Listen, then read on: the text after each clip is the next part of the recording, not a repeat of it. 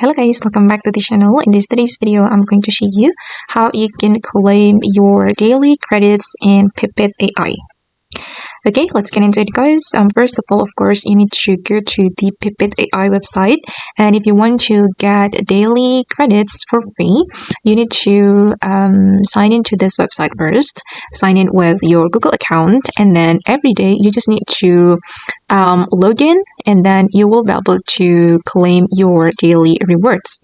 And for the daily rewards, it's the credits, guys, and you can use the credits to create something in this Pippit AI. Just go to this website, don't forget to log in, and you will automatically get the credits. And for the daily credits, you will get 120 credits.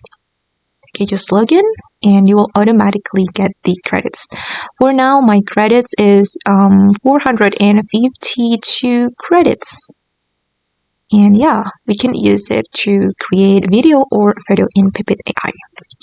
Okay guys, and that's how you can claim your daily credits for free in Pippit AI. If you want to join the Pippit AI, you can click the join link on my YouTube description. Try to join it now and create something with this powerful AI. Thank you so much for watching, and bye!